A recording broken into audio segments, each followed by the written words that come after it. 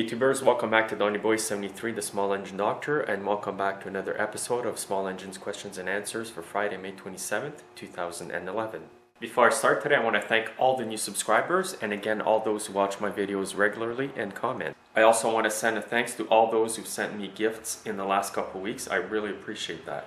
And if I haven't been able to get back to your questions, it's because I've been so busy with different things in the garage here and other issues that I've had to deal with, so it's been too hard for me to answer every single question. Now what some YouTubers have been doing is they'll email me the link to a video that they've posted in regards to the problem that they're having. Just so you guys know, that's the best way that I can answer your question, is if I can see something. Sometimes I cannot totally diagnose something without physically seeing your piece of equipment. And you can also send me pictures at donnyboy73@yahoo.com. That helps as well, and try to be specific with your pictures, get close-ups and far shots so that I can see exactly what piece of equipment you have, what exactly the problem is or the part that you need, and with the far shots that gives me an idea of exactly what kind of equipment you have.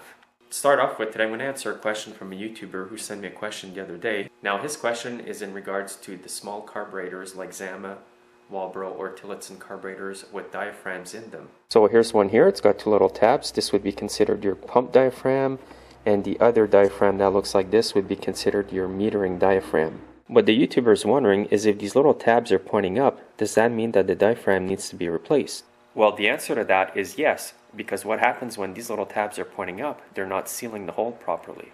So here's what I mean by that. As you can see here where the diaphragm is in a tab, it should be level with the small holes on the surface of the carburetor.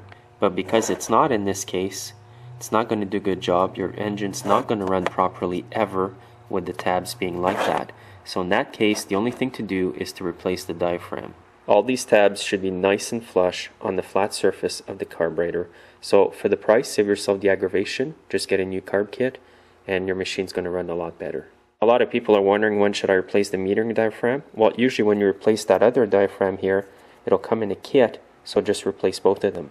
So usually what I do is, if the diaphragm looks anything like this, I will replace it. If it's hard and stiff and it doesn't move at all, replace it for sure. Sometimes though, even in this condition here, it may still run. So if you have extra diaphragms kicking around and all you need is the pump diaphragm over here, sometimes you can get away by just replacing that. And usually it's the other way around. All you need to replace is this diaphragm, not the pump here as well. But if you're doing it for somebody else and you want to make sure they're not going to come back in a short while to say that their equipment's not running right, just replace both of them. It's cheap.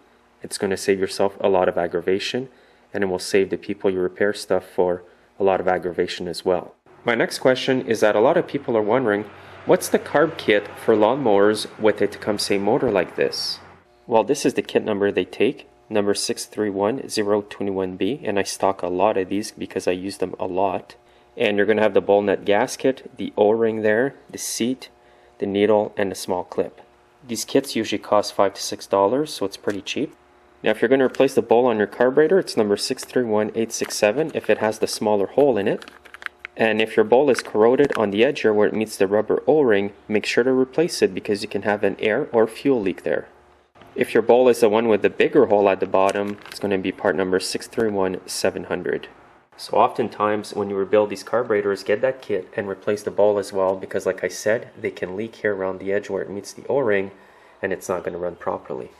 It's pretty well the same kit that I showed you guys in the wintertime for snowblowers. When I do a partial carb rebuild on snowblowers with Tecumseh motors, that's the kit I use. For some reason, Tecumseh used a lot of the same carburetor parts for their small engines. And I do have a video that shows how to rebuild the carburetor on your lawnmower, and I will post a link to it at the bottom of this video. It may not be the exact same mower, but if you have the same carburetor, it's going to be the same procedure.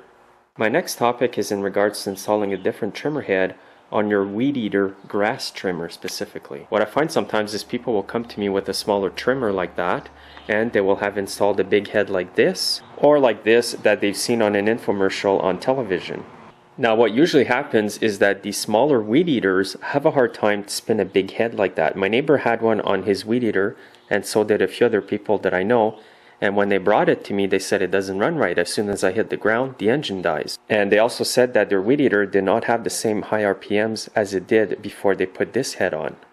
Well, the reason is that this one has 4 strings on it, so it's going to cause a lot more resistance when you're cutting grass.